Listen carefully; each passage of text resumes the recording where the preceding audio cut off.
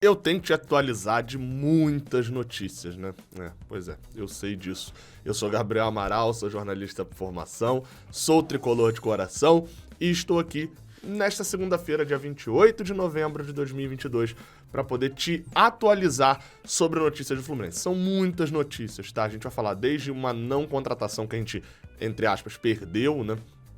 Reinaldo tá fechando com o Grêmio, mas a gente não tá perdendo o Nino, o que é importante. Bem, além disso também, detalhes sobre o contrato de Fernando Diniz com o Fluminense, em principal uma cláusula ali pré-estabelecida, vaga na Libertadores e possibilidade de contratações já nessa semana. Vamos falar disso tudo logo depois da vinheta.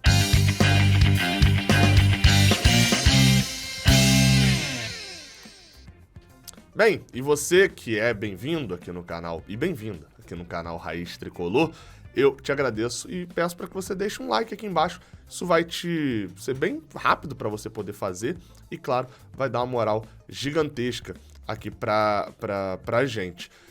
E vou te fazer um outro pedido que é para você vir aqui no primeiro link que tá aqui embaixo na descrição e no primeiro comentário e fazer o seu cadastro no XBET.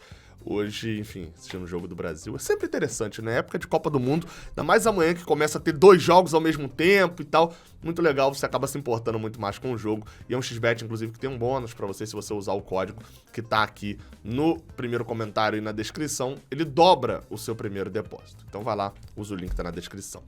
Vamos embora. Vamos falar das notícias aqui na sequência. A gente começa com a Libertadores. Por quê? Por que a Libertadores está sendo pauta? Porque o Fluminense está praticamente garantido na Libertadores de 2023, estando no pote 2. E por que eu tô falando sobre isso?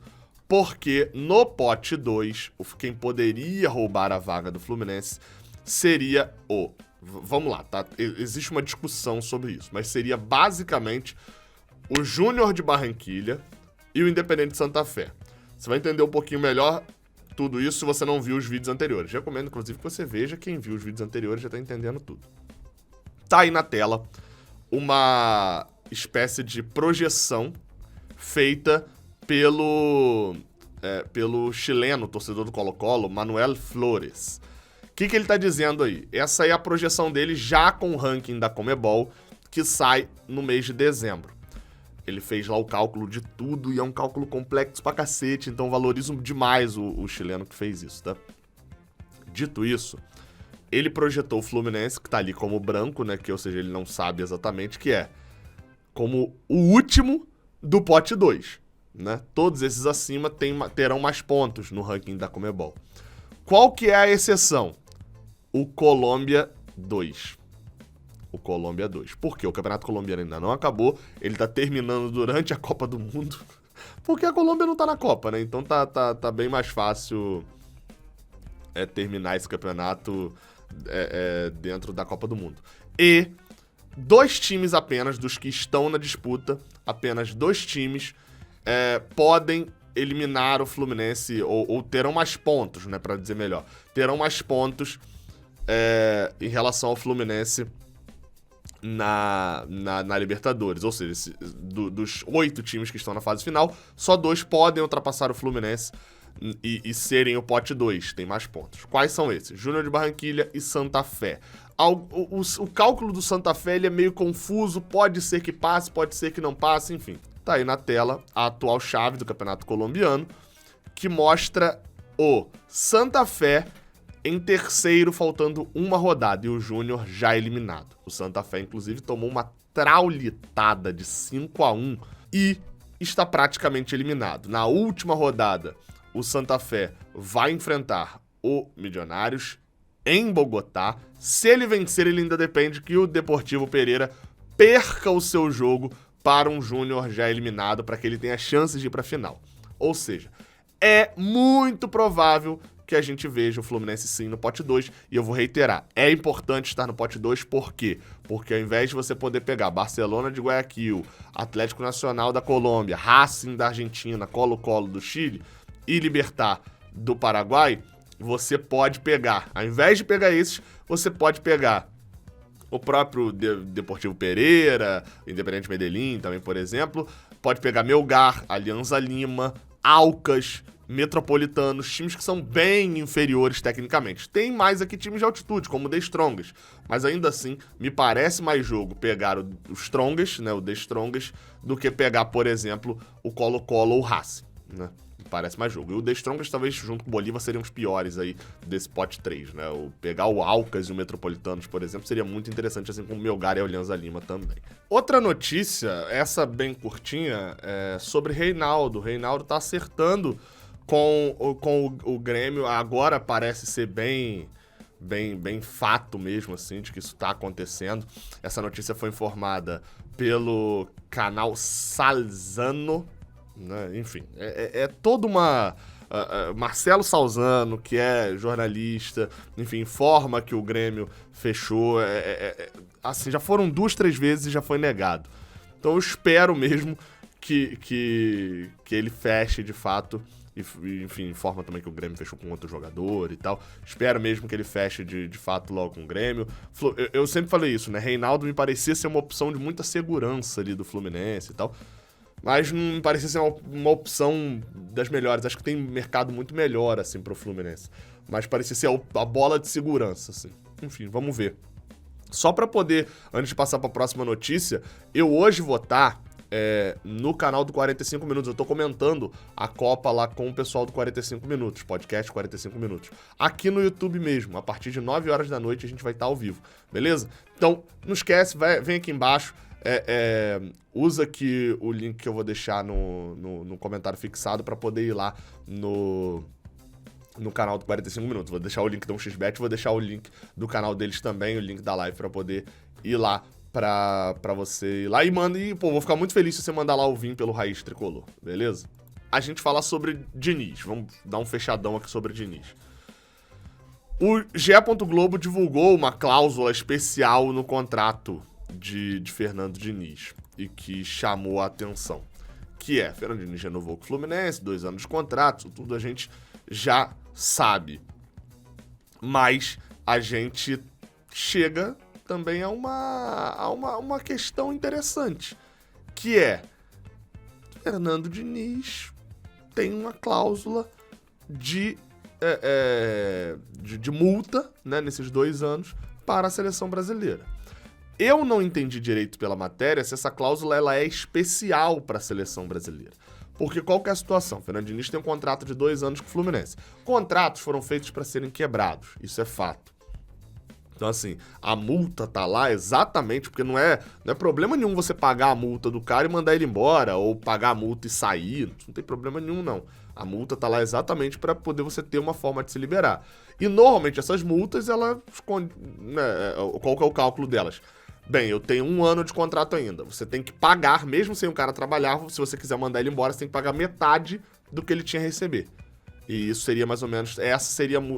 foi a multa revelada pelo GE. Globo no caso de Fernando Diniz, que, caso a CBF queira levá-lo para a seleção brasileira, e vamos dizer, em março, Fernando Diniz terá que Fernando Diniz terá que pagar ao Fluminense metade do que ele iria receber nesses 20 meses, mais ou menos, que ele ainda teria de contrato até o final de 2024. Só que isso, como eu falei, isso é um valor padrão de multa, assim, no geral, né? A multa por rompimento de contrato é meio que padrão.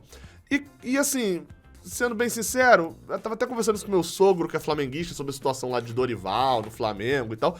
Você tá falando pra ele falou, pô, pode ser, a CBF agora vai vir pra cima de Dorival Júnior, porque Dorival tá livre no mercado e tal. Eu falei, cara...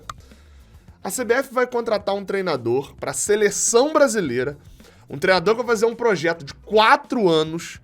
Pô, aqui no Brasil a gente considera o cargo mais importante do nacionalmente, e a CBF vai querer facilidade para contratar? A CBF, se ela chegar pro Diniz, e aí, obviamente, esse é o caso em que ninguém ficaria irritado do Diniz sair do Fluminense, acredito eu, ninguém, assim, talvez um outro, né, mas a ampla maioria não ia falar, nossa, que ingrato e tal, não, porque é o maior passo de uma carreira de treinador brasileiro aí pra seleção. Se isso acontecer, a CBF vai pagar o salário do Fernando Diniz, né? Aí a gente não tá falando aqui de salário de equipe, nem nada disso, não. Salário de Fernando Diniz é 500 mil, beleza, a gente paga, cara. É o quê? É 5 milhões? Ah, vai CBF. A CBF, nossa, que pobre a CBF. A CBF vai pagar. Se ela quiser Fernando Diniz mesmo, vai pagar. E aí é bom que isso protege o Fluminense. Por outro lado, contrato de 2 anos, se o time tiver mal, o cuidado na questão de demissão. A gente provavelmente ainda paga um parcelamento da demissão de Roger em agosto, em que o Fluminense teve que pagar ali 7 meses de salário pra ele, mais ou menos, porque faltavam mais ou menos uns 14 meses. Na verdade, era um pouco mais, né? Eram uns 16 meses pra poder encerrar o contrato dele. Então, assim, o Fluminense teve que parcelar e teve que pagar aquela multa. A multa protege tanto o treinador quanto o time. Enfim, mas... De verdade, cara, eu não quero que o Fernando Diniz vá pra seleção, não. Sendo bem sincero, vai atrapalhar o Fluminense. Meu ponto é esse. E eu acho que ele não dá certo na seleção, mas é uma opinião pessoal. Ainda sobre Diniz, o Vitor Lessa trouxe a informação de que Diniz já tem uma lista com nomes de atletas que ele gostaria de contar em 2023. Essa lista vai ser analisada pela diretoria, junto com o departamento de scout, mas já é uma lista meio que conjunta já. E por quê? O Diniz tem nomes que ele tem interesse, mas o scout já lançou também vários nomes e já abordou vários jogadores, ou seja, o Fluminense dessa vez está indo no mercado muito mais direto, assertivo, pontualmente, usa o termo que quiser. Então o Fluminense não tá tendo aquele mesmo desespero que teve na temporada de 2021 para 2022 de pegar jogadores que já estavam mais soltos no mercado no início e não disputar com outros times. O que eu imagino? Tem uma reunião no final dessa semana e a gente sabe que o Fluminense foi falado pelo Mário Bittencourt que devem ser 3 ou 4 contratações. O Lessa fala de lateral esquerdo, um volante que sai para jogo, né, um segundo volante e um atacante de lado. Talvez aí esteja incluído mais um zagueiro, talvez esteja mais incluído um outro meio-campista, enfim, a gente não sabe, mas são esses 3 posições que são as principais, e a gente já deve estar vendo um zoom de contratação mais ao final dessa semana.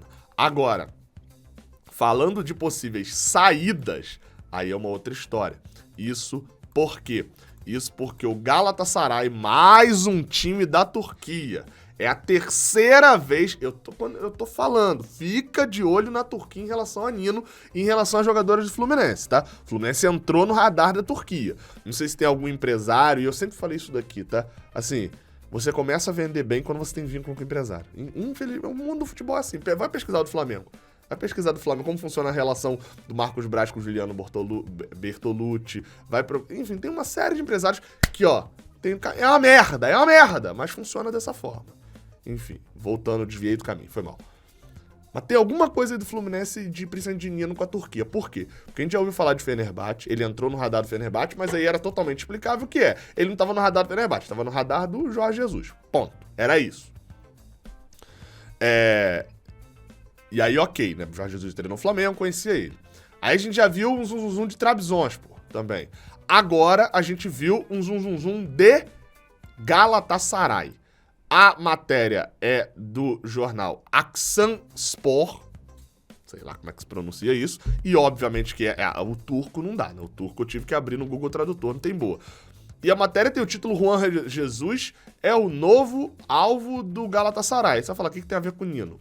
Bem, a questão é a seguinte, afirma-se no Galatasaray que há algum tempo se interessava pelo brasileiro Nino em busca de um zagueiro estrangeiro e agora virou a rota para a Itália, que é onde está Juan Jesus, que é um zagueiro brasileiro que foi revelado pelo Internacional e tá lá no Napoli. Aí você vem para cá, onde o trecho que trata sobre o Nino é o seguinte, ó. Também existe a possibilidade que Juan Jesus chegue em janeiro se o Napoli exigir uma taxa de transferência adequada. O outro nome na agenda do centro estrangeiro de Aslan era brasileiro. As conversas continuam com o Nino, de 25 anos, que é o capitão do time do Fluminense em seu país. No entanto, o pedido do clube brasileiro, a pedida, né, do clube brasileiro, por uma alta taxa de transferência, reduziu a insistência do Galatasaray nessa transferência. O contrato de Nino com o clube expira em 31 de dezembro de 2024, por esse motivo o Fluminense não se aproxima de nenhum desconto, ou seja, o contrato é mais longo, então não tem por que ceder nessa negociação. Qual que é a questão boa aqui sobre Nino? Além da questão da Turquia, que eu já falei aqui algumas vezes. Qual a questão interessante sobre Nino?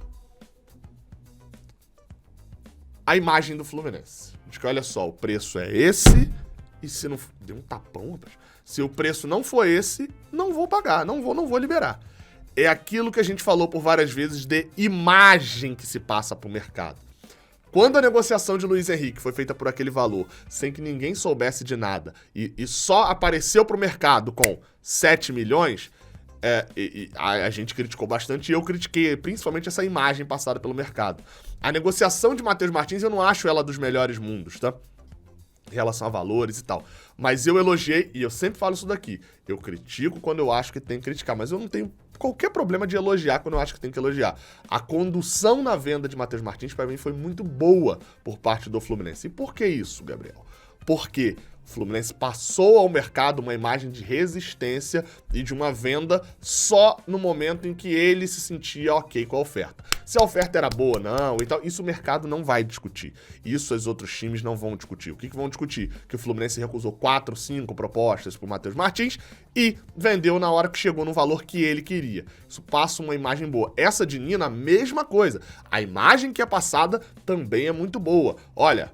Pô, tá aqui, ó, a gente recusou, só aceito vender por esse valor. O mercado reage a isso. Então, mais do que vender bem, eu sempre falei isso, mais do que vender bem, você precisa ter a imagem de quem vende bem. Mais do que revelar bons jogadores, você precisa ter a imagem de que revela bons jogadores. A imagem vale muito. Agora, cabe ao Fluminense saber utilizar isso nas negociações e conseguir, de fato, uma venda incontestável e boa. Além de outro fator, que é conseguir também que um jogador seu revelado pelo Fluminense em Xerém na Europa, como é o caso de Evanilson, com o seu selo, seja um destaque mundial, como, por exemplo, outros clubes do Brasil têm. Richarlison é mais ou menos isso, porque não é de Xerém, não é nada, mas tem uma identificação muito forte. A nossa chance é Evanilson e Kaique, algum outro desse também estourar. Tamo junto, até a próxima. Valeu.